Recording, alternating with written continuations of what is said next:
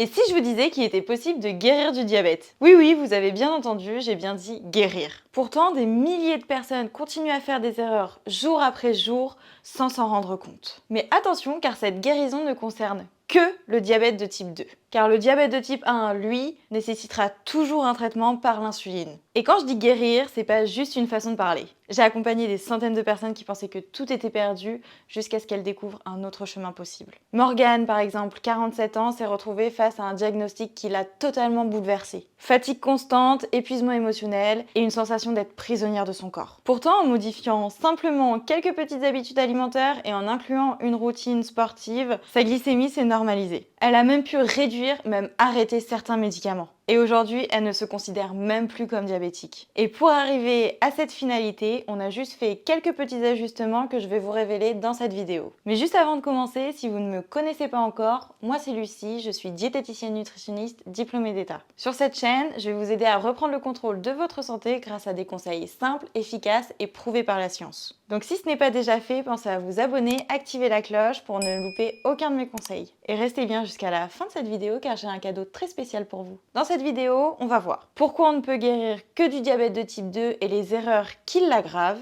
les ajustements alimentaires essentiels pour reprendre le contrôle, et enfin une astuce surprenante qui pourrait bien changer votre gestion du diabète. Commençons par le début. Le diabète de type 2, c'est quoi? Eh bien, le DT2 ou diabète de type 2 est souvent lié à la résistance à l'insuline. Ça veut dire que votre corps produit de l'insuline mais que vos cellules ne l'utilisent pas correctement. Résultat, le sucre s'accumule dans le sang au lieu d'être utilisé comme énergie. Et malheureusement, une alimentation trop riche en glucides simples, en sucre raffiné et un manque d'activité physique peuvent aggraver ce problème. Des études récentes ont même montré que 80% des personnes atteintes du diabète de type 2 peuvent réguler, voire améliorer leur glycémie rien qu'avec l'alimentation et en bougeant plus. Donc la première étape pour mieux gérer son diabète, c'est de bien comprendre qu'il est souvent lié à notre mode de vie. N'hésitez pas à me dire dans les commentaires si vous le saviez déjà ou si vous venez de l'apprendre, je serais heureuse de vous avoir appris quelque chose aujourd'hui. Mais alors, quels sont les ajustements alimentaires qui peuvent faire toute la différence? La clé, c'est de vraiment privilégier les aliments à index glycémique bas, aussi appelés IG bas.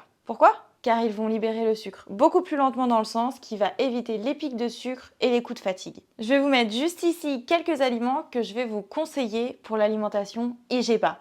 On va parler surtout de légumes verts, des protéines maigres, des légumineuses et des céréales complètes. Mais à contrario, je vais aussi vous mettre les aliments que je vous conseille de limiter. On va être surtout sur du pain blanc et des pâtisseries, des sodas et des jus industriels et enfin les plats préparés. D'ailleurs, si vous voulez aller plus loin sur l'alimentation IG bas, j'ai fait une vidéo entièrement dédiée à ce sujet et je vous la mets en fiche juste ici. Et maintenant, l'astuce que peu de gens connaissent mais qui peut changer votre quotidien, c'est juste d'aller marcher. Oui, aussi simple que ça. Pourquoi ça fonctionne? Parce que les muscles vont utiliser le glucose, qui est le sucre présent dans le sang, ce qui va réduire la glycémie naturellement. Et c'est même prouvé scientifiquement. C'est dans la revue Diabetes Care qui prouve que marcher 10 à 15 minutes après les repas peut diminuer jusqu'à 30% votre glycémie. Donc pourquoi s'en priver? Petit récap, après chaque repas, allez marcher 10 à 15 minutes. Ce changement peut faire toute la différence. Et en plus de stabiliser votre glycémie, la marche va améliorer votre digestion, favoriser votre perte de poids, réduire le stress et booster votre énergie quotidienne. Un cocktail vraiment gagnant. Et pour aller encore plus loin, j'ai préparé un guide exclusif et 100% gratuit. C'est 7 astuces ultra efficaces et incontournables pour intégrer l'alimentation IG bas à votre quotidien. C'est des conseils que 95% des gens ignorent alors qu'ils sont ultra simples et vraiment concrets. Vous pouvez le récupérer gratuitement, directement en cliquant sur le premier lien dans la description. Et si vous voulez encore dévorer l'une de mes vidéos, je vous invite à cliquer juste ici pour voir pourquoi et comment adopter une alimentation IG bas pour votre santé. Allez, cliquez ici, à tout de suite!